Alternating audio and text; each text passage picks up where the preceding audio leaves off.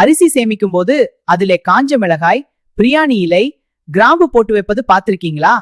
இதனால் அரிசியில வண்டு வராதுன்னு சொல்வாங்க. அது உண்மையா? தமிழ்நாட்டில் பல வீடுகளில் ஒரு பழக்கம் இருக்கிறது. அரிசி சேமிக்கும் போது dry chilli, bay leaf, clove போட்டு வைப்பார்கள். இதற்கான காரணம் ஒரே ஒன்று. அரிசியில் வண்டு வராமல் தடுக்க வேண்டும் என்பதற்காக.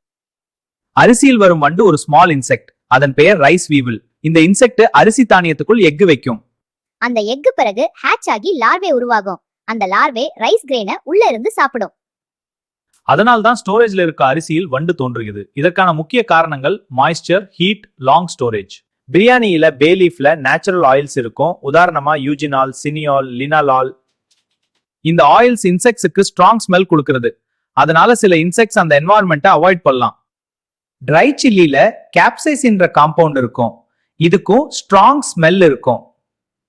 இந்த ஸ்மெல் சில பெஸ்டுக்கு இரிட்டேஷன் உண்டாக்கும். அதனால் சில இன்செக்ட்ஸ் அந்த பிளேஸை அவாய்ட் செய்யலாம். கிராம்பு க்ளோவ்ல ஈஜினால் ஆயில் அதிகம் இருக்கும். இந்த ஆயில் ஆன்டி மைக்ரோபியல் மற்றும் இன்செக்ட் ரிப்பலண்ட் எஃபெக்ட் கொண்டது.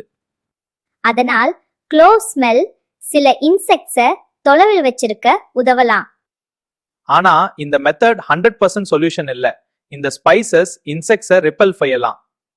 ஆனா ஆல்ரெடி ரைஸ் கிரெயின்ல எக் இருந்தால் அது ஸ்டில் ஹேட்ச் ஆகும். அதனால கம்ப்ளீட் ப்ரொடெக்ஷன் கிடைக்காது.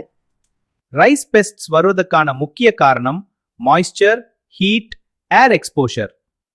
அதனால் அரிசி ஸ்டோரேஜுக்கு முக்கியமானது try rice airtight container, cool place. பழைய காலங்களில் கெமிக்கல் பெஸ்டிசைட்ஸ் இல்ல, ஏர்டைட் பிளாஸ்டிக் கண்டெய்னர்ஸ் கூட இல்ல. அதனால நேச்சுரல் மெத்தட்ஸ் யூஸ் பண்ணினார்கள். பே leaf, neem leaves, dry chilli. அதனால் இந்த மெத்தட் மித்த இல்ல. ஆனா இது 100% சயின்டிபிக் சொல்யூஷன் கூட இல்ல.